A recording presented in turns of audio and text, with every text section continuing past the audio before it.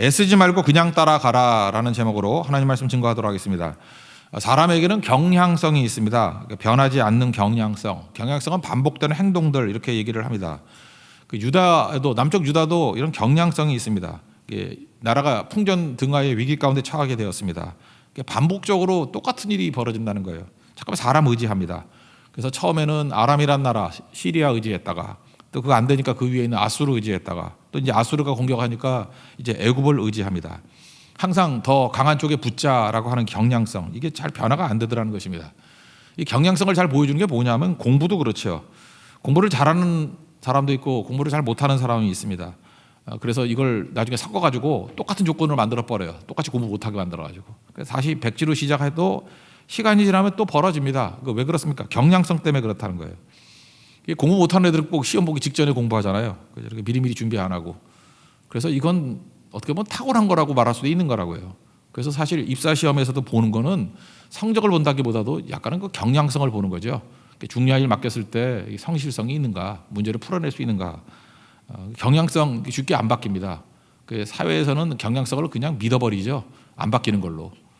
가난도 마찬가지입니다. 이렇게 똑같이 수준을 맞춰 놓잖아요. 뭐 혁명 이런 게 벌어져가지고 다 똑같이 만들어 놔도 경향성이 있기 때문에 가난한 경향성 있는 사람은 또 나중에 또 가난해져요.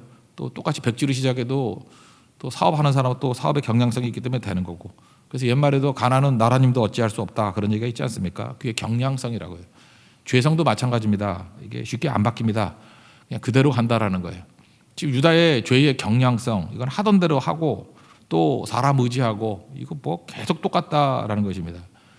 그들의 경향성은 애굽 의지하는 거예요. 430년 동안 애굽에 종노래 됐다 그러는데 지난번에 한번 따져봤죠. 지금 2021년인데 2021 마이너스 430을 하면 1591년. 1591년은 임진왜란이 1592년에 일어났잖아요. 임진왜란 1년 전에 뭐가 있었을까 생각해 보니까 우리가 그 통신사 보냈잖아요. 동인의 한 명 황윤길, 서인의 한 명 김성일. 그랬더니 뭐 하나는 전쟁 한다 안 한다. 걔네들이 돌아와서 보고했던 게 1591년이라고요. 그때부터 시작해서 지금까지 만약에 일본의 지배를 받았다 그러면 우리가 일본의 DNA가 우리 안에 있겠죠. 마찬가지로 430년이 있었다라는 건 그 정도 시간 애굽에 있었으니까 사실 유대인들은 다 애굽 사람이나 마찬가지다. 믿음만 있었을 뿐이지. 뭐 별 차이 없다고 생각을 합니다. 그러니까 걸핏하면은 애굽 DNA가 막 나오는 거예요. 애굽이 좋았지. 애굽이 힘이 있었지. 그래서 걸핏하면은 아마 식성도 글로 변화된 것 같아요. 거기서는 생선 먹었고 오이 먹었고 참외 먹었고 부추, 파, 마늘 뭐 이런 거 먹었다고. 지가 곰인가 뭐 마늘 먹었다 뭐 이런 거 나오잖아요. 그죠? 뭐 그런 경향성 이런 것들이 있더라는 것입니다. 아수르가 강해졌습니다. 위기만 생기면 하나님께 안 가고 몸에 있는 DNA는 애굽으로 가자예요. 애굽의 DNA. 그래서 이 경향성을 깨버려야 되는 것이 믿음인데 신앙생활이 이 경향성을 깬다는 거 신약적인 표현은 거듭남이에요. 죽고 다시 태어나는 거죠. 그래서 물로 거듭나야 된다. 이거 뭐예요? 죽여버려야 된다. 육체는 죽여버려야 된다. 이 세례는 죽음이니까. 성령으로 다시 살아나야 된다. 물과 성령으로 거듭나야 된다. 그런 뜻인데 똑같은 얘기라는 거예요. 경향성 깨는 거는 죽여버려야 되고 옛사람 죽여버려야 되고 성령으로 다시 태어나야 된다. 그 얘기를 하고 있습니다. 오르게 30장은 그래서 이사야서의 거듭난 장이다 이렇게 말할 수도 있다는 것입니다. 그 순서대로 보면 세 가지를 얘기하고 있어요. 이 경향성을 깨기 위해서는 첫 번째는 여기 표현에 가면 자꾸 물으라는 거예요. 하나님께 자꾸 물으라. 기도죠. 자꾸 물으라. 경향성은 뭡니까? 고집이거든요. 내 고집. 이걸 또 교만. 이걸 죄라고 얘기하는데 그래도 자꾸 물으면은 내 경향성대로 안 살고 물은 대로 살 거 아니에요. 그래서 기도가 중요한 겁니다. 기도한다고 완전히 다 깨지는 건 아니지만 일단 기도 시작하면은 경향성에서 이렇게 건진받을 수 있다라는 것입니다. 그래서 오늘 1절과 2절을 보면은 하나님께서 이렇게 반복적으로 얘기해요. 내게 묻지 않았기 때문에 나로 말미암지 않았다. 내 영으로 말미암지 않았다. 나의 입에 묻지 않았다. 그러니까 묻지 않고 행동하면 네 경향성대로 사니까 너 망한다. 그런 얘기죠. 그래서 하나님의 묻지 않은 것을 강조하고 있습니다. 내 죄성을 이기는 거, 내 경향성을 이기는 첫 번째 길은 자꾸 하나님께 묻는 거예요.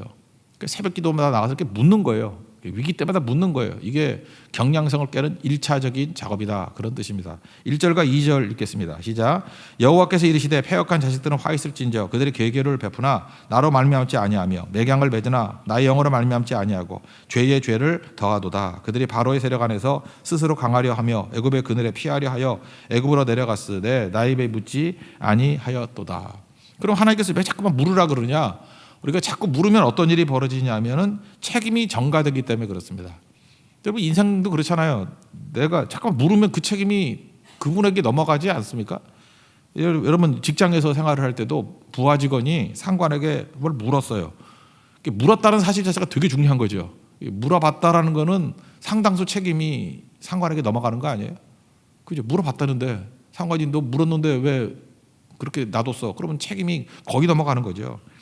마찬가지로 묻지 않았기 때문에 문제가 되는 거예요. 묻지 않고 하는 사람들, 그러니까 공부 못하는 애들이 안 묻는다니까. 물어보질 않아요. 묻지 않으니까 화근이 되는 거죠. 모든 책임이 다 자기한테 오는 거 아니야. 묻지 않는 이유는 뭘까요? 일단 고집이에요. 이상한 고집이 있어. 고집. 두 번째는 교만. 그걸 교만이라는데 자기 확신, 자기 판단, 내 생각에는 이런 게 있죠. 이게 옳아 보여. 물을 것도 없어. 그러니까 망하는 거지.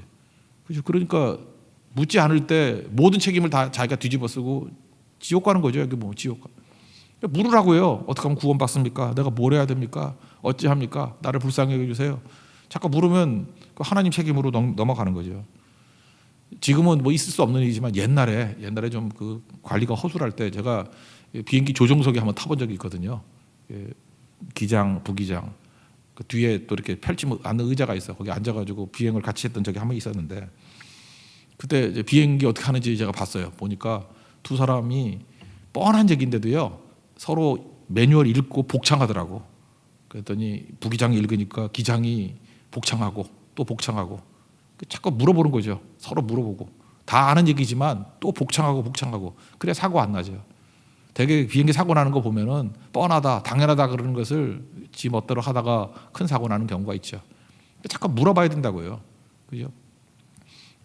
묻지 않으면 비행기도 추락하게 될 수밖에 없다라는 것입니다. 그러니까 물을 때 생명이 임하게 된다라는 거예요. 그러니까 우리가 물어보면은 이런 거죠. 내 싸움이 하나님 싸움이 되고 내 전쟁이 하나님 전쟁이 되는 거예요. 사업할 때도 여기 사업하시는 분들은 기도하셔야 돼요. 자꾸 물어야 돼요. 그래야 내 사업이 하나님의 사업이 되는 거죠. 저도 목회도 마찬가지예요. 내 먼저 머리 써가지고 하면 나의 목회가 되면 망하죠. 근데 이 모든 것들 우리 성도의 문제 또 방향 또 교회가 어디로 가야 될지 우리 주인 되신 예수님께 물어야죠. 자꾸만 물어요. 물으니까 일단 편해져요. 왜? 내 책임 아니거든. 예수님 책임이거든요. 예수님 거로 다 넘어가고 또 이제 인도해 주시죠. 그러니까 하나님의 전쟁, 하나님의 싸움이 되라는 거예요. 마태복음 11장 28절 보면 수고하고 무거운 짐 자들아 다 내게로 오라. 내가 너희를 쉬게 하리라. 제발 이렇게 힘들게 살지 말고요. 다 묻고 맡겨서 쉽게 살라 그런 뜻입니다. 자꾸 물어서 주님의 싸움이 될 수 있는 하나님의 종 되기를 바랍니다. 그럼 묻지 않고 하면 어떤 일이 벌어지느냐? 뭐 이거 읽을 것도 없는데 뭐 수치, 무익, 뭐 판판이 깨진다, 뭐 그런 거죠. 그런 얘기입니다. 5절 한번 읽겠습니다. 시작. 그들이 다 자기를 유익하지 못하는 민족으로 말미암아 수치를 당하리니 그 민족이 돕지도 못하며 유익하게도 못하고 수치가 되게 하며 수욕이 되게 할 뿐임이니라. 7절 한번 읽어볼까요? 7절 시작. 애굽의 도움은 헛되고 무익하니라. 그러므로 내가 애굽을 가만히 앉은 라합이라 일컬었느니라. 그러니까 하나님께 묻지 않고 네 멋대로 행동하면 네 본능대로 의지하면 수치당하고 무익하다 이렇게 얘기를 합니다. 여기 7절에 이 얘기는 여러분은 스스로는 잘 모를 것 같으니까 한번 해석을 해줘야 되는데 라합이라는 말이 나오죠. 라합. 이 라합이라는 원래 뜻은 넓고 웅장하다 그런 뜻이 있고 거센 물결을 넘쳐나는 물을 얘기해요. 물결. 그래서 물이 막 세면은 큰 파도가 밀려오면 자랑하고 거만하고 뭐 그런 게 있죠. 라합 그러면 거대한 물결, 뭐 넓고 웅장한 파도 뭐 이런 거를 생각하면 된다고요. 그게 라합이에요. 라합 하면 생각나는 게 누구예요? 라합 그러면 기생 라합 이름 딱 들어오죠. 예수님의 조상 기생 라합, 여리고성의 기생 라합. 그러니까 기생 라합 그럴 때도 이거 약간 뭐 이렇게 해석하는 거에 따라서 뭐 좀 이렇게 성적인 의미도 있다고 얘기를 하는 사람도 있어요. 그렇죠? 기생 라합. 그러니까 물이 넘쳐나는 여자 뭐 이런 뜻이 있다라는 거예요. 그쯤 하면 아시겠죠. 또 하나 성경에 나오는 라합이 어디 나오냐? 욥기에 나오는데 바다 괴물이 있었다 그랬죠. 바다 괴물이 이름이 리워야단.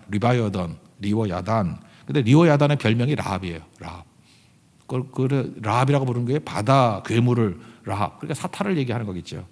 욥기 26장 12절에 보니까 그는 능력으로 바다를 잔잔하게 하시며 지혜로 라합을 깨뜨리시며, 여기 라합이 누구예요? 리워야단. 그러니까 사탄, 옛뱀 이런 거죠. 리워야단을 깨버린다. 그리고 또 하나 쓰는 게 뭐냐 하면은 이 땅에 있는 나라 가운데 라합이라고 하는 나라를 지칭할 때는 애굽이에요. 애굽도 나일강에 물이 엄청 많잖아요. 헤로도스가 그랬잖아요. 그죠? 애굽은 이집트는 나일강의 선물이라고. 그러니까 물이 넘쳐나는 땅이에요. 그러니까 비옥한 땅이다 그런 뜻이죠. 그러니까 라합 그런 얘기를 해요. 물이 넘쳐나는 곳. 그러니까 라합 그러면 나라를 얘기할 때는 애굽. 그러니까 라합이 어디냐? 애굽. 또 원래 라합의 뜻이 뭐냐? 리워야단, 바다 괴물, 사탄을 뜻하는 거고. 그러니까 뭐 세상 나라 뭐 연결되는 거죠. 그러니까 우리는 좋게 생각하니까 기생 라합을 생각하는데 기생 라합도 무슨 의미가 있겠어요? 애굽적인 영향을 받았다라는 거죠. 이방의 영향을 받아서 지은 이름, 그리고 그 자체가 뭐 풍요하고 장대하다 뭐 이런 물이 넘쳐난다 뭐 이런 의미가 있다. 이제 아시겠죠? 성경이 세 군데로 나와요. 기생 라합 또는 리워야단에 대한 별명 라합, 그리고 애굽의 별칭 라합. 그러니까 하나님께 묻지 아니하고 그냥 세상의 힘 의지하고 나가면 다 이꼴된다 그런 얘기죠. 근데 그랬던 이름의 라합을 하나님이 건져 주신 거죠. 십자가로 말미암아. 그러니까 굉장히 큰 메시지가 있다는 것입니다. 이런 거 정도는 상식적으로 알았으면 좋겠습니다. 라합의 세 가지 해석. 두 번째 경향성을 깨는 건 뭐냐면은 아픈 말씀도 들어야 된다는 거예요. 자꾸 부르라. 두 번째 아픈 말씀도 들어야 된다. 그러니까 아픈 말씀을 들어야 된다는 얘기는 뒤집어 얘기하면 듣기 좋은 말만 듣는다 그런 얘기죠. 거북한 말씀을 들어야 된다. 아픈 말씀도 들어야 된다. 예레미야 시대 때도 그랬죠. 선지자들이 있었는데 듣기 좋은 말만 하는 거예요. 평안하다, 평안하다, 안전하다, 안전하다. 듣긴 좋지요. 근데 그거 아니잖아요. 하나님 주신 말씀 아니잖아요. 망하더라. 예레미야는 망한다, 망한다, 항복하라, 항복하라. 예, 듣기 싫은 아픈 말씀이지만 들어야 된다 그런 얘기죠. 그러니까 내 경향성을 깨기 위해서는 내가 좋은 말만 들으면 안 되고 아픈 말씀을 자꾸만 들어야 돼요. 10절과 11절 읽겠습니다. 시작. 그들이 선견자들에게 이르기를 선견하지 말라. 선지자들에게 이르기를 우리에게 바른 것을 보이지 말라. 우리에게 부드러운 말을 하라. 거짓된 것을 보이라. 너희는 바른 길을 버리고 첩경에서 돌이키라. 이스라엘의 거룩하신 이를 우리 앞에서 떠나시게 하라 하는도다. 그러니까 듣기 싫은 소리 안 듣고 부드러운 말만 하라. 뭐 이렇게 얘기를 한다는 거예요. 선택적 들음이죠. 어제도 말씀드렸지만 말씀을 들을 때 말씀인데도 불구하고 내가 선택해서 들어. 선택적 들음은 나를 강화시키잖아요. 이게 제목 보고 나한테 유리한 거, 그러니까 내 두려움과 욕심을 채울 수 있는 것만 이렇게 골라 들어. 그리고 그러면 그거 하나도 도움이 안 된다는 거예요. 경향성이 본능인데 본능을 깨지 못하잖아요. 오히려 경향성을 강화시키는 거죠. 그래서 말씀은 듣는데 더 고집불통인 사람 되게 많아요. 그리고 말씀 들으면서 막 중간에 뛰쳐나가는 사람도 있죠. 내 수에 맞지 않는다고. 그러니까 말씀이 듣기 싫어도 들어야 되는데 자기가 하나님이에요. 기준이 돼가지고 내게 받아들일 것만 듣고 아닌 거는 뛰쳐나가고 뭐 이런 식이 돼버리죠. 그게 뭐예요? 그게 자아가 강해지는 거죠. 깨짐이 있어야 되는데 강화가 이루어지게 되는 거. 실제로 마음의 벽을 쌓는 거 이런 거죠. 그러다 보면 이제 말씀을 전하는 사람들도 특징이 뭡니까? 듣기 싫은 소리 뭘 하고 싶겠어. 듣기 좋은 소리 하고 싶겠지. 그래서 듣기 원하는 말씀을 전하는 거예요. 하나님이 전하라는 말씀을 안 전하고. 그거 뭐예요? 지도자의 문제가 되는 거죠. 그래서 디모데후서 4장 3절 보니까 마지막 시대의 특징을 이렇게 얘기합니다. 때가 이르리니, 이게 말세거든요. 사람이 바른 교훈을 받지 아니하며 귀가 가려워서 자기의 사욕을 따를 스승을 많이 두고. 그러니까 욕심 따르는 그런 스승 든다는 거예요. 듣기 좋은 소리. 이게 말세라는 거죠. 그래서 듣지를 못해요. 조용히 듣지를 못하고 자꾸 행동을 해요. 왜 행동을 하죠? 불안하니까. 여러분 불안할 때 특징이 뭐예요? 가만히 못 있어요. 막 행동하게 되죠. 여러분 그 부도 직전에 사람들 보셨습니까? 막 부도 당하고 할 때 그냥 하나님 앞에 기도하고 말씀 듣고 그거 못해요. 여기저기 분주하게 뛰어다니면서 돈 빌리고 뭐 수습하려고 그러고. 여러분 큰 위기가 왔을 때 오히려 이렇게 잠잠히 하나님 앞에 말씀 듣는 게 더 중요하다고 생각을 합니다. 그래서 우리 뭐 증권에서 많이 하는 얘기가 있잖아요. 떨어지는 칼 잡지 말라고. 막 추락하고 막 그럴 때 위기 상황이 오니까 떨어지는 칼 잡으면은 다치죠. 그래서 공포, 패닉과 탐욕, 그리드, 그게 우리를 망치는 거죠. 잠잠히 들어야 된다. 그 얘기입니다. 그래서 여러분들 하나님 말씀을 들으면요, 말씀이 우리를 살리는 힘이 있다라는 거 잊지 마십시오. 시편 107편 20절 보니까 말씀을 보내요. 우리에게 말씀 보내서 그들을 고치시고, 이렇게 말씀 듣기만 해도 우리가 치유됩니다. 병에서, 죽을 병에서 낫게 되고요. 말씀 들으라고요. 그리고 위험한 지경에서 건지시는도다. 듣고만 있어도 변화가 된다라는 거예요. 왜? 하나님께서 우리 경량성을 깨는 것 중에 아픈 말씀을 듣는 거, 아픈 말씀을 계속 들으면 치유가 되고요. 아픈 말씀을 계속 들으면 위험한 지경에서 일으켜 세워주신다니까요. 길이 열린다니까요. 그래서 아픈 말씀을 듣는 훈련해야 됩니다. 아픈 말씀, 힘든 말씀 뭐 이런 것들 들어야 된다는 거예요. 여러분같이 이 사회를 들으니까 제가 설교를 하지. 안 듣고 아무도 없으면 우리 사모 하나 앉아있으면 내가 설교를 하겠어요? 그래서 교회는요, 성도와 같이 만들어가는 거예요. 그죠? 아픈 말씀을 듣고 듣는 사람들이 있고 그걸 아멘으로 받아들이는 사람, 수용하는 사람, 영접하는 사람이 있을 때 교회가 이렇게 강화되는 거예요. 경량성이 다 깨지면서 하나님의 나라가 이루어지게 되는 것입니다. 자부심 가지십시오. 그죠? 아픈 말씀 들을 때 이길 수 있다. 15절과 16절 읽겠습니다. 시작. 주 여호와 이스라엘의 거룩하신 이가 이같이 말씀하시되 너희가 돌이켜 조용히 있어야 구원을 얻을 것이요 잠잠하고 신뢰하여야 힘을 얻을 것이거늘 너희가 원하지 아니하고 이르기를 아니라 우리가 말 타고 도망하리라 하였으므로 너희가 도망할 것이요 또 이르기를 우리가 빠른 짐승을 타리라 하였으므로 너희를 쫓는 자들이 빠르리니. 그러니까 말씀 안 듣고 행동주의자들이 된다는 거예요. 자꾸만 움직인다는 거예요. 행동하고. 그러니까 우리가 경향성을 깨는 거 이제 두 번째까지 왔죠. 또 힘들어도 아픈 말씀을 들으라. 첫 번째는 그죠? 자꾸 구하라, 자꾸 물으라, 기도. 아파도 들으라, 말씀. 마지막 세 번째가 이제 클라이막스인데 경향성 깨기 3차가 뭐냐? 이게 뭐 신약에 있는 요한복음 같아요. 성령 따라 살라라는 것입니다. 하나님이 우리를 기다리신대요. 왜? 선물 주시려고. 줄 게 있으니까. 너희도 하나님 기다리라는 거예요. 여기서 기다리라는 건 뭐겠어요? 성령 기다리라 그런 얘기인데 뒤에 보면 스승이라는 말이 성령이에요. 18절부터 먼저 읽겠습니다. 시작. 그러나 여호와께서 기다리시나니 이는 너희에게 은혜를 베풀려 하심이요 일어나시리니 이는 너희를 긍휼히 여기려 하심이라. 대저 여호와는 정의의 하나님이시니라. 그를 기다리는 자마다 복이 있도다. 하나님 기다리라 그런 얘기죠. 그래서 예수님께서도 성령 기다리라 이런 얘기 하잖아요. 누가복음 24장 49절에 보니까 승천하시기 전에 볼지어다 아버지께서 약속하신 것을 너희에게 보낼 것이다. 약속하신 게 뭐예요? 성령이죠. 너희는 위로부터 능력이 입히울 때까지 성령인데 이 성에 머물라, 이 성에 기다리라. 성령 기다려야 된다. 성령 따라 살아야 된다는 거예요. 이걸 이제 이사야는 표현하기를 스승이라고 표현했고, 그 다음에 뭐 예레미야 같은 데는 새 언약이라고 표현했고, 다 이게 성령 얘기예요. 20절 성령 얘기입니다. 20절 다 같이 읽겠습니다. 시작. 주께서 너에게 환난의 떡과 고석의 물을 주시나 내 스승은 다시 숨기지 아니하시리니 내 눈이 내 스승을 볼 것이며. 스승이 뭐예요? 이게 선생인데 성령이죠. 보혜사 성령님. 성령을 보내주신다. 그러니까 성령이 하시는 일이 뭐죠? 성령과 대비되는 게 율법이잖아요. 너희가 율법으로 시작했다가 성령으로 시작했다가 율법으로 마치겠느냐 뭐 이런 거잖아요. 그죠? 율법은 모세의 율법인데 밖에 있는 거죠. 이렇게 말씀으로 밖에. 그러니까 뭐 말씀을 통해서 일로 와 저리 가 그러는 거죠. 그게 모세 율법. 근데 그게 됐어요 안 됐어요? 우리가 맨날 불순종해서 망하니까 하나님께서 그러면 십자가를 통해서 부활의 영이 성령이니까 내가 너희 죄를 대속하고 성령을 보내줄게. 성령은 내주하는 분이에요. 그죠? God is within us. 우리 안에 계신 분. 성령의 내주를 얘기하잖아요. 그래서 내 안에서 일하신다고. 내 안에 성령 충만해지는 거예요. 조금 전에 찬양했잖아요. 성령이 임해서 성령 충만하게 해달라고. 내 안에 성령이 계셔서 나를 이끌어 가시는 거예요. 예레미야 31장 33절에 이렇게 얘기합니다. 그날 후에 내가 이스라엘 집과 맺을 언약은 이것이니. 새 언약이라는 거예요. 성령 언약이죠. 나의 법을 그들의 속에 두며, 밖에 있는 모세율법이 아니라 내 속에 마음판에 새긴다는 거예요. 속에 두며 그들의 마음에 기록한대요. 나는 그들의 하나님이 되고 그들은 내 백성이 될 것이라고. 그러니까 성령은 내 안에서 일하시는 거예요. 그러니까 우린 어떻게 살아야 되죠? 성령 충만하게 살아야 된다는 거예요. 그러면 내 안에 성령이 계시니까 어떻게 돼요? 되게 쉬워요. 그냥 성령이 가자는 대로 이끌어 가면 돼요. NIBC 나는 죽고 예수로 살면 성령이 나를 이끌어 가신다니까요. 인도하심이란 말을 더 많이 쓰죠.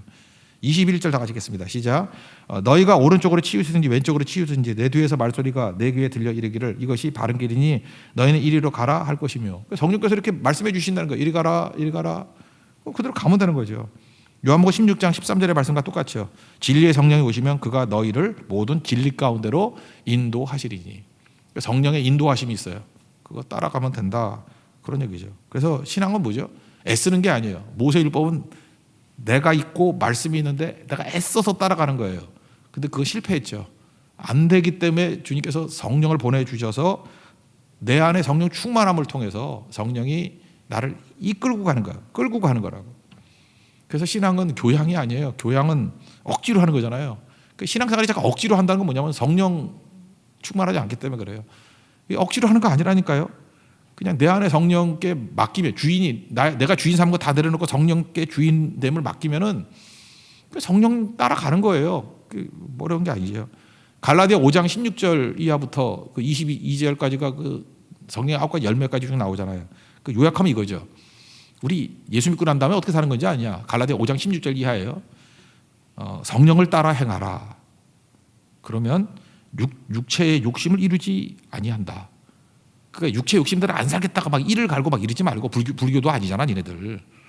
육체의 소욕을 따라 사는 게 아니라 성령을 따라 살면은 진공이 없기 때문에 육체의 소욕은 이겨. 그래서 한 번 더 설명하지 못 알아들으니까 육체의 소욕은 성령을 거스리고 성령은 육체를 거스리나니, 이게 둘이 같이 못 있어. 그러니까 육체대로 안 살려고 그러면 성령 충만하면 되는 거야, 이렇게 얘기하잖아요. 그래서 서로 대적하기 때문에 원하는 것을 하지 못하게 한다. 그러면서 쭉 얘기를 하기를 너 육체로 사는 것들이 뭐 있냐, 뭐 명단 쭉 나오잖아요. 뭐 음행, 더러운 거, 호색, 우상숭 뭐 이런 거 쭉, 이거 하나씩 안 한다고 투쟁하지 말고 그냥 성령 따라 살면 이거 다 이겨. 이거 이제 요한복음 3장 표현에 의하면 네가 물과 성령으로 거듭나면 내 안에 성령으로 거듭나는 게 뭐래요? 말씀이 심겨지고 말씀이 이루어진다 그랬죠. 말씀이 들어오면 체질이 변화돼. 그래서 입덧같이, 입덧이 뭐라 그랬어요? 옛날에 좋아하던 거 싫어지고 싫던 게 또 좋아지고. 여자분들은 참 좋은 것 같아요. 이렇게 사이클이 있어가지고, 호르몬 사이클이 있어가지고 진짜 이게 거듭남이 뭔지 이해를 잘. 그래서 여자분들이 예수를 더 잘 믿는 것 같아요.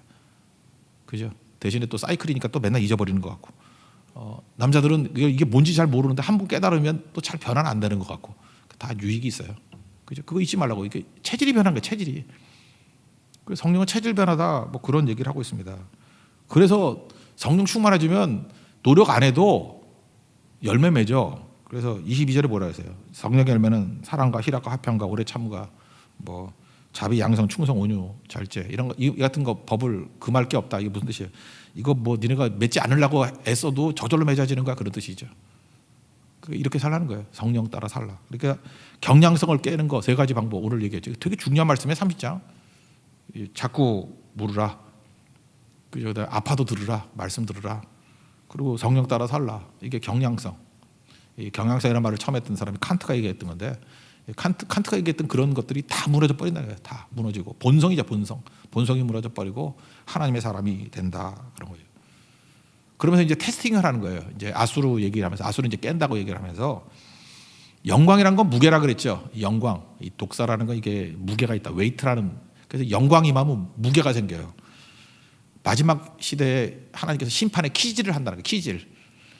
지금은 잘 없지만 제가 어렸을 때까지만 키질 했는데, 여기 어린애들은 잘 모르겠고, 키질, 쌀이잖아요. 이렇게 하면 쭉정이가 많았어요. 알곡과 쭉정이 이렇게 팍 던지면은 바람이 불잖아. 키질. 이게 딱 하면은 무거운 건 딱 떨어지고 가벼운 건 날아가잖아요. 그래서 시편 1편 3절에도 나오잖아요. 바람에 나는 겨와 같다고. 다 떨어져 나가. 그래서 이게 키질이 왜 죽냐면 남은 자거든요. 알곡만 남는 거예요. 가벼운 건 다 날아가 버리고. 그래서 마지막 때 남는 자가 되기 위해서 필요한 게 뭐냐 하면은, 아까도 얘기했죠. 자꾸 부르라, 기도. 아파도 들으라, 말씀 들으라, 말씀. 성령 따라 살라, 스승이다. 이게 있으면은 알곡이 돼서 남는다는 거예요. 지금도 팬데믹 시대에 믿음 떠나가지고 다 떠나가는 사람이, 쭉정이들 다 없어지잖아요. 지금 안 보이잖아요. 그죠? 근데 알곡되기 위해서는 이걸 하는 거예요. 남는 자를 통해서 하나님께서 일하시는데, 자꾸 부르라, 알곡이다. 아파도 들으라, 알곡이다. 성령 따라 살라, 진짜 알곡이다. 그런 인생을 살라고 오늘 말씀하고 있습니다. 이것만 한 절 읽고 마치죠. 28절 읽겠습니다. 시작. 그의 호흡은 마치 창이라여 목에까지 미치는 하수 같은즉 그가 멸하는 키로 열방을 까부르며 여러 민족의 입에 미혹하는 재갈을 물리리니. 심판의 기질에서 남으라, 남은 자가 되라, 끝까지 남는 하나님의 거룩한 종이 되라 라고 말씀하고 있습니다. 오늘도 여러분들 우리의 경향성이 다 깨지고 유다같이 어리석게 잠깐 사람 의지하는 모습이 아니라 자꾸 묻는 것을 통해서, 또 아파도 말씀 듣는 걸 통해서, 성령 따라 사는 걸 통해서 여러분 알곡되는 하나님의 능력의 종, 또 하나님 앞에 쓰임받는 승리하는 이스라엘 되는 축복이 임하기를 기원합니다. 자리에서 일어나겠습니다. 일상 찬양하겠습니다. 일상에서 자꾸 묻고, 일상에서 아파도 듣고, 일상에서 성령 따라 살면 알곡되는 거죠. 일상 찬양하겠습니다. 나를 보내사.